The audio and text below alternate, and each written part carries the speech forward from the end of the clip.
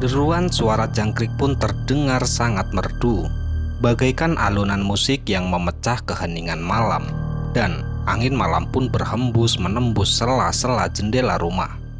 Dan terlihat pula gemerlapnya bintang menghiasi langit yang merubah kepolosan tanpa corak berubah menjadi indah bagaikan semua ciptaan Tuhan. Terlihat pula rembulan yang menampakkan wujudnya dengan sempurna, yang itu artinya malam ini tepat malam purnama. Rembulan itu pun menyinari bumi ini, bagaikan Tuhan menyinari hati kita yang seakan-akan menutupi semua kenistaan. Di malam hari yang gelap dan sunyi, terlihat sosok seorang wanita sedang berdiri termangu di depan pintu rumahnya. Dan terlihat jelas dari ekspresi raut wajahnya menampakkan kekalutan yang sedang ia rasakan. Dan terlihat pula dari ekspresi wajahnya itu pun banyak sekali masalah yang berkecamuk di dalam pikirannya. Wanita itu bernama Putri Arumsari. Ia biasa disebut dengan sebutan nama Putri. Putri adalah sosok seorang gadis yang cantik jelita. Namun kecantikan dan kesuciannya Putri harus hilang dan hancur ketika Putri masih duduk di sekolah SMA. Saat itu Putri sedang jatuh cinta pada sosok seorang pemuda yang sangat tampan. Ia bernama Joko. Saat itu Putri memang tergila-gila pada Joko dan sanggup melakukan apapun demi dirinya. Sampai suatu ketika Joko pun merenggut kesuciannya dan membuatnya hamil terlebih dahulu. Namun Joko tak mau bertanggung jawab dengan alasan masih terlalu muda dan masih ingin melanjutkan sekolah. Joko pun tak ambil pusing. Joko itu memberikan solusi-solusi terhadap Putri untuk menggugurkan kandungannya. Demi Joko, apa saja Putri lakukan. Akhirnya Putri pun menggugurkan kandungannya yang masih berusia 2 bulan itu. Selanjutnya setelah Putri itu menggugurkan kandungannya, Putri dan Joko pun sering melakukan hubungan yang terlarang, sehingga Putri hamil kembali dan menggugurkannya kembali. Semua rahasia itu tak seorang pun yang tahu, termasuk keluarganya.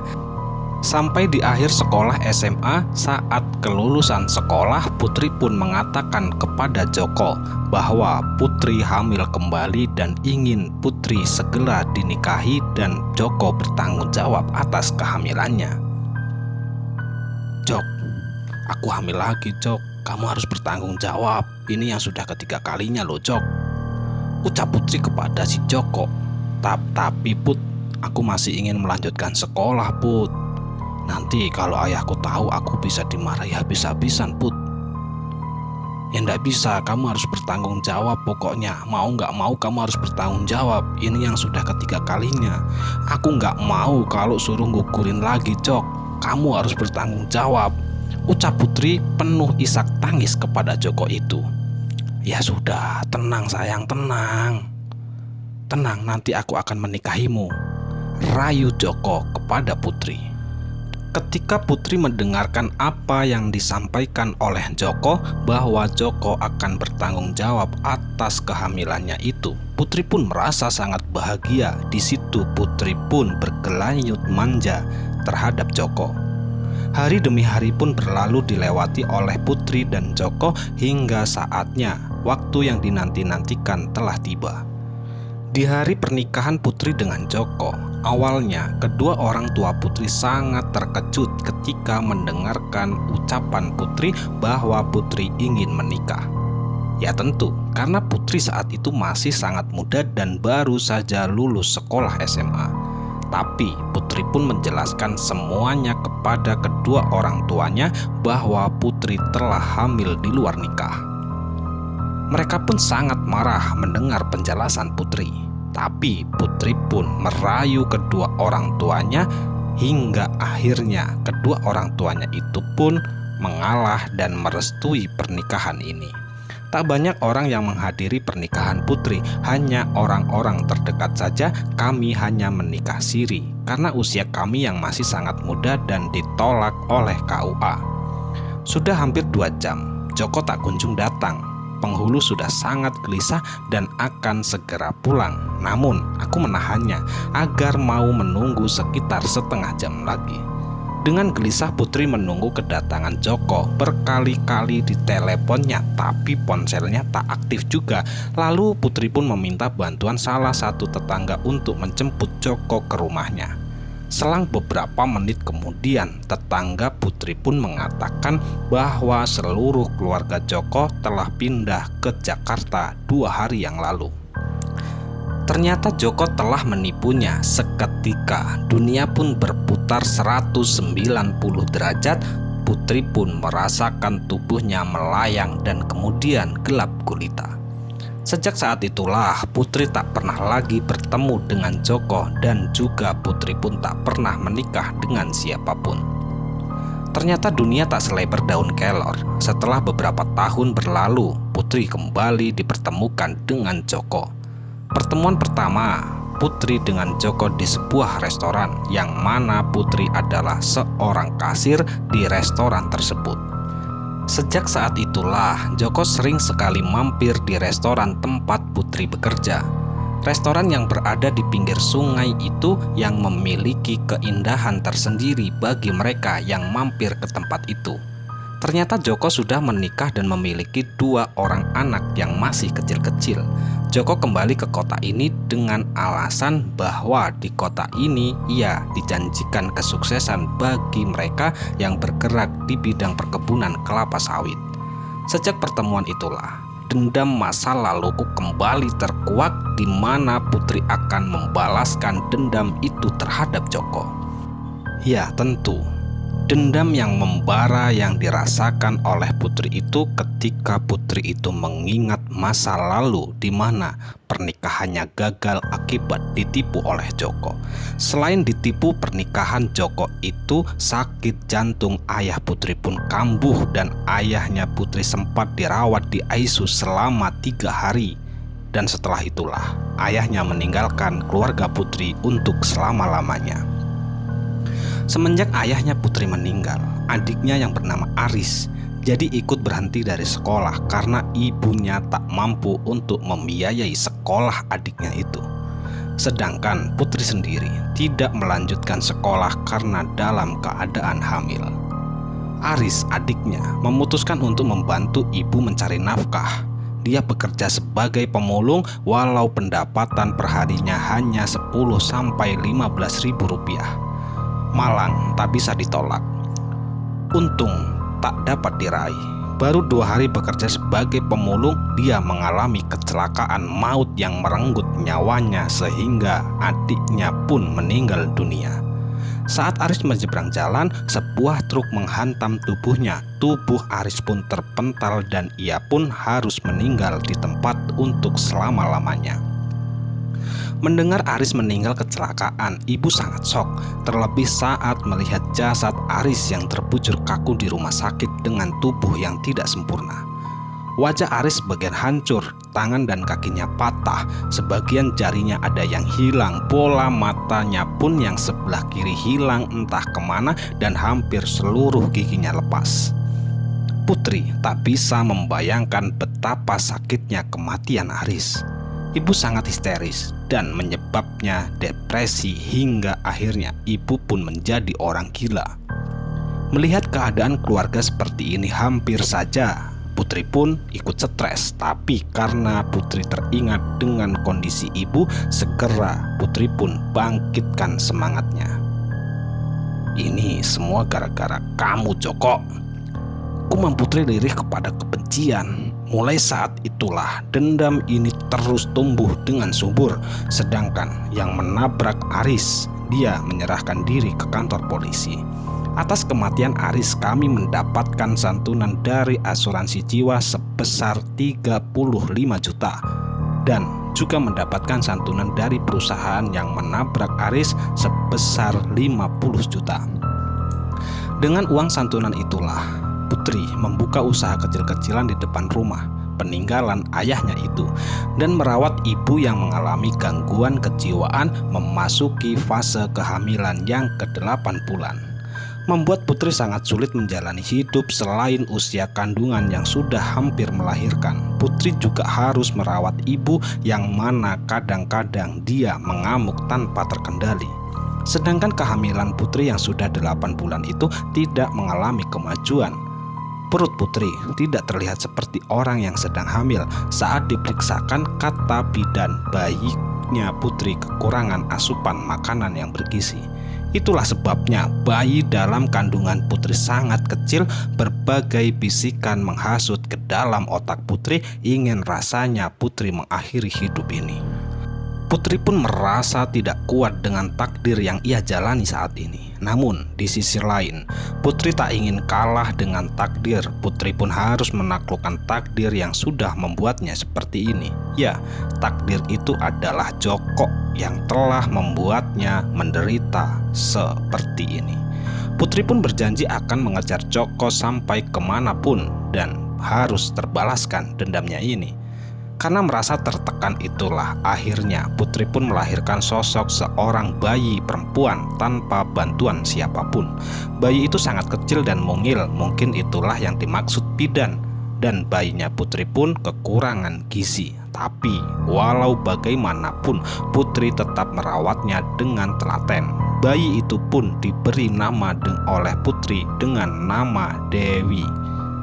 Semangat ini terus membara. Walaupun Putri harus merawat seorang bayi yang kekurangan gizi dan seorang ibu yang memiliki gangguan kejiwaan. Hari demi hari pun berlalu. Siang mulai berganti sore dan sore pun mulai berganti malam. Dendam Putri tetap masih membara, ingin membalaskan dendam terhadap Joko. Hingga suatu ketika Putri pun karena rasa dendam yang sangat membara yang memenuhi hati Putri, Putri pun memberanikan diri untuk bertanya kepada salah satu temannya. Ya, teman Putri itu bernama Angel. Angel itu adalah sosok seseorang gadis yang cantik jelita. Ia adalah teman kerja, satu tempat kerja bersama Putri. Angel itu mempunyai kebiasaan-kebiasaan yang tidak pernah dilakukan oleh orang-orang pada umumnya. Ya, kebiasaan Angel yang biasa dilakukan olehnya itu adalah datang ke rumah dukun-dukun yang ada, di mana tujuan Angel mendatangi rumah sang dukun itu untuk mempercantik diri dan memikat hati seseorang laki-laki sehingga laki-laki itu mau membokingnya dan memberikan banyak uang kepada Angel. Di sini Putri pun merasa sangat penasaran terhadap Angel dan pada akhirnya Putri pun memberanikan diri untuk bertanya kepada Angel. "Hei Angel, kamu kok cantik banget sih Angel?" tanya Putri kepada Angel. "Hah, kamu itu Put. Ya namanya juga wanita Put. Kira-kira gimana sih Angel caranya bisa cantik sepertimu?" "Gampang Put, kita tinggal pakai make up yang mahal aja kita bisa cantik kok Put. Tapi yang aku tanyakan itu selain memang kecantikannya, aku tuh heran sama kamu itu Angel. Kamu itu kalau masih jejer sama cewek-cewek lain ya, terlihat paling mempesona di antara yang lain loh Angel. Kira-kira apa yang kamu lakukan Angel?" tanya Putri kepada Angel penuh dengan penasaran itu. "Kamu itu ngarang. Kamu pengen seperti saya?" jawab Angel yang kujawab dengan anggukan kecil itu. "Ya kalau kamu mau, nanti aku bawa ke sana, gimana?"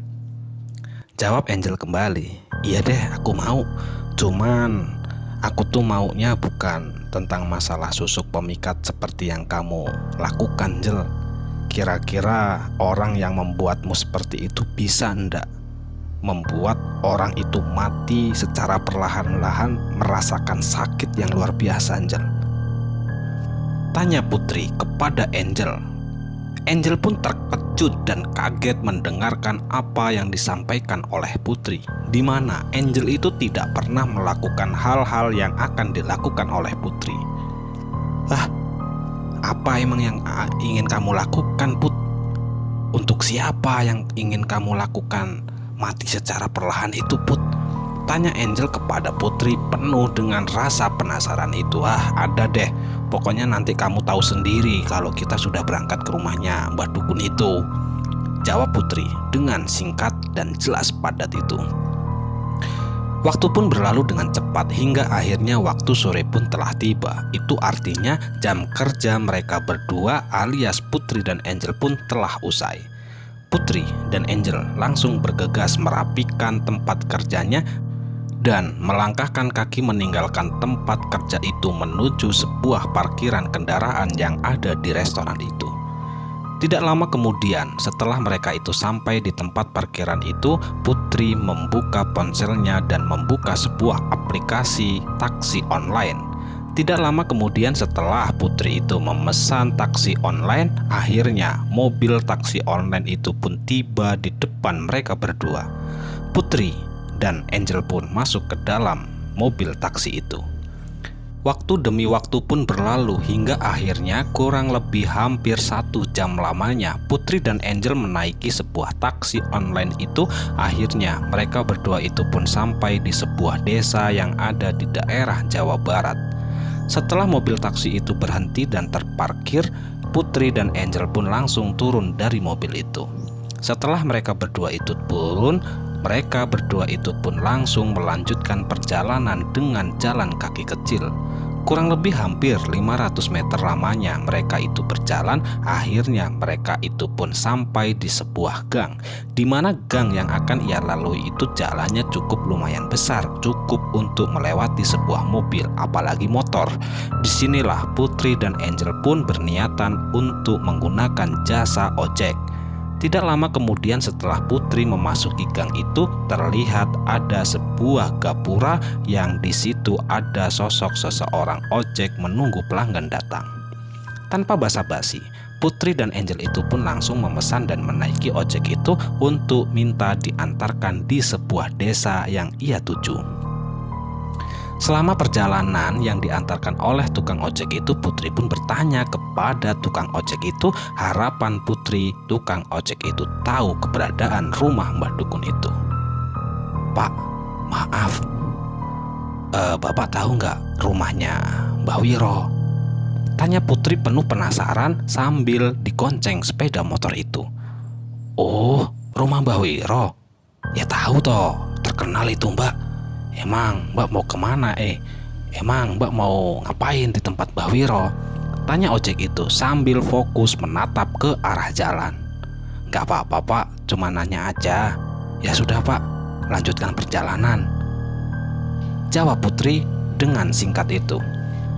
Setelah kurang lebih hampir 15 menit lamanya, tukang ojek itu pun menyampaikan kepada Putri bahwa sebentar lagi mereka akan sampai di rumah Mbah Wiro. Kurang lebih hampir jarak 100 meter, terlihat sebuah rumah yang sangat sederhana, yang temboknya terbuat dari anyaman bambu itu.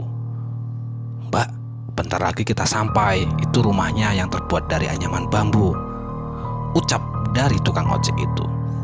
Dan aku pun tak menghiraukan apa yang disampaikan oleh tukang ojek itu, karena aku sangat ingin sekali segera sampai di rumah Mbah Wiro itu.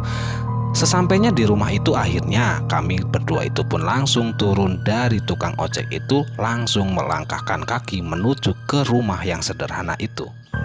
Setelah melangkahkan kaki dan akhirnya kami berdua itu sampai di depan pintu, kami berdua itu pun mengetuk-ngetuk pintu sambil mengucapkan salam. Tidak lama kemudian setelah kami berdua itu mengucapkan salam, terdengar salam balik dari balik pintu itu terdengar. Dan tidak lama kemudian pintu itu pun mulai terbuka secara perlahan-lahan.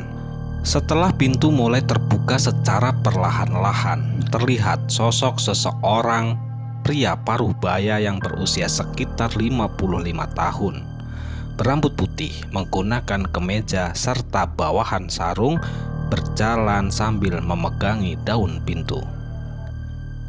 Ada tamu toh. Silakan Mbak, masuk Mbak. Langsung duduk saja ya," ucap Mbah Wiro memperkenankan kami berdua itu masuk sembari tangannya menyodorkan ke arah kursi yang telah disediakan. Tidak lama kemudian aku pun langsung duduk bersama Angel. Dan setelah kami berdua itu duduk, Mbah Wiro itu berjalan kaki menuju ke arah dapur. Ya tentu mungkin Mbah Wiro di belakang itu membuatkan berupa minuman dan makanan untuk sesajian kami berdua. Tidak lama kemudian setelah Mbah Wiro itu ke belakang, akhirnya Mbah Wiro itu pun terlihat berjalan menemui kami sambil membawa sebuah nampan yang berisikan 2 buah gelas yang berisikan air putih dan 1 piring yang berisikan semangka yang telah diiris-iris. Tidak lama kemudian setelah Mbah Wiro itu berjalan kaki, akhirnya Mbah Wiro itu pun sampai dan meletakkan nampan yang berisikan sesajian itu. Kurang lebih hampir 10 menit lamanya. Putri dan Angel itu pun berbicara ataupun ngobrol-ngobrol bersama Mbah Wiro. Selama obrolan, akhirnya Putri itu pun langsung menanyakan maksud dan tujuannya kedatangan di tempat Mbah Wiro itu. "Mbah, punten, saya kesini ada niat tertentu Mbah, mau minta tolong sama Mbah." "Oh gitu, kira-kira mau minta tolong apa nak?" jawab Mbah Wiro itu dengan penuh lemah lembut. "Gini loh Mbah, aku mau minta tolong sama Mbah.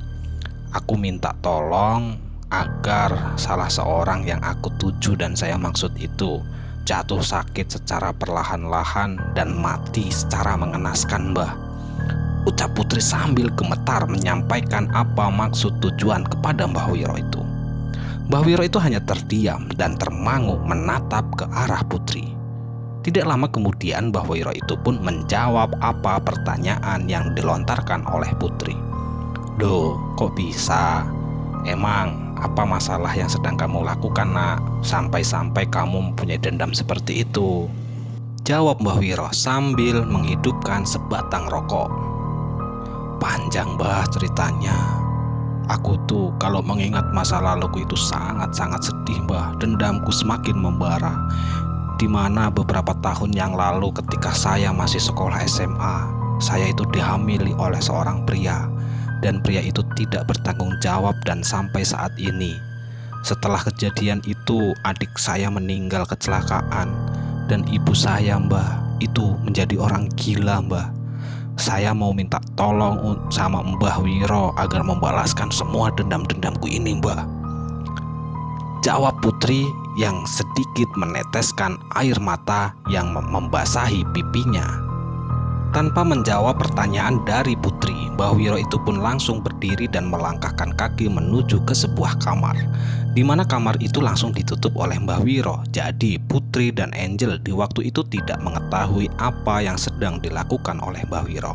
Kurang lebih hampir 30 menit lamanya Mbah Wiro itu berada di dalam kamar. Mbah Wiro itu pun akhirnya mulai terlihat dan kemudian Mbah Wiro itu langsung menghampiri Putri dan Angel. Setelah Mbah Wiro itu duduk, Mbah Wiro itu pun menyampaikan pesan-pesan kepada Putri. "Ini gini nak, saya itu merasa kasihan betul sama kamu. Ya mungkin ini adalah masa lalu yang sangat pahit bagi kamu. Kalau masalah dendam yang ingin kamu balaskan, Mbah ini siap untuk menolongmu. Cuman semua itu ada resikonya. Jadi ada sebab pasti ada akibat nak," tutur dari Mbah Wiro itu. "Apa Mbah sebab akibatnya ketika saya itu menjalani sebuah ritual yang akan dilakukan ini Mbah?" "Ya sebabnya itu nanti pasti kamu akan merasakan nak, hidup kamu itu tidak akan merasa tenang. Walaupun tujuan dari kamu itu terlaksana, kehidupan kamu berdua, khususnya kehidupan kamu nak Putri, kamu tidak akan merasakan kebahagiaan seumur hidup. Kamu pasti akan dihantui rasa takut dan rasa bersalah. Selain itu, yang tidak pernah kamu inginkan itu pasti terjadi, yaitu kesulitan demi kesulitan pasti akan kamu rasakan dalam kehidupanmu," jawab Mbah Wiro itu. Namun Putri tetap bersikukuh untuk melakukan dendam terhadap seorang pria yang bernama Joko. Mbah Wiro pun kembali menasehati Putri agar tidak melakukan dendamnya itu, alias membuat orang itu sakit dan mati mengenaskan. Di situ karena rayuan-rasuan dan nasihat oleh Mbah Wiro terhadap Putri, akhirnya Putri pun luluh dan meneteskan air mata dan menangis. Disitulah Putri membatalkan niatnya untuk membalaskan dendam, di mana Mbah Wiro memang terkenal menjadi sosok seseorang dukun yang sakti mandraguna. Banyak sekali orang-orang yang meminta pertolongan terhadapnya, baik yang meminta tolong akan kesehatan, meminta tolong tentang masalah percintaan, bahkan ada pula yang meminta tolong tentang masalah susuk pemikat, seperti halnya Angel yang meminta tolong terhadap Mbah Wiro. Namun permintaan tolong Putri terhadap Mbah Wiro ini, Mbah Wiro tak siap untuk melakukan karena resikonya terlalu besar yang akan ia dapatkan. Disinilah Putri berubah pikiran yang tadinya ingin membalaskan dendam terhadap Joko. Namun setelah dinasehati oleh Mbah Wiro, Putri pun berniatan untuk memperbaiki diri lebih baik lagi untuk masa depan. Singkat cerita, hari demi hari pun berlalu hingga saatnya yang tadinya prinsip dari Putri itu tidak ingin menikah dengan seorang laki-laki.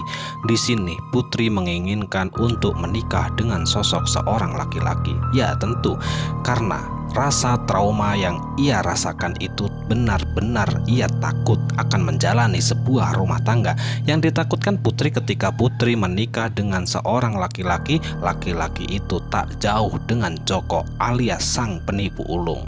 Namun semua itu dihilangkan oleh Putri, hingga akhirnya Putri pun memperbaiki kehidupannya sedikit demi sedikit, hingga akhirnya Putri pun menikah dengan sosok seorang pria yang bernama Andika.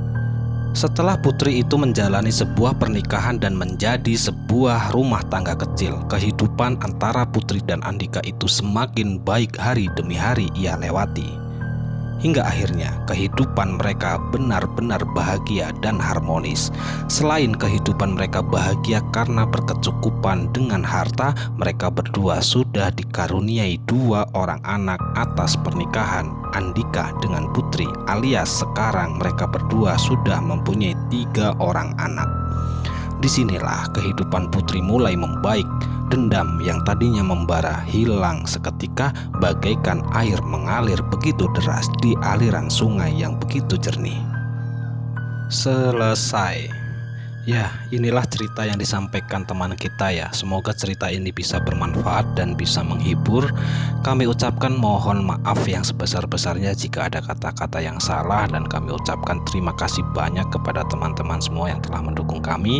Dan untuk teman-teman dimanapun berada yang sedang sakit, semoga diberi kesembuhan. Yang sedang mengalami kesulitan, semoga diberi kelancaran dalam segala hal. Amin, amin ya robbal alamin. Sampai jumpa di cerita selanjutnya. Bye. Akhirul qouli wallahul muwaffiq ila aqwamit thoriq. Wassalamualaikum warahmatullahi wabarakatuh.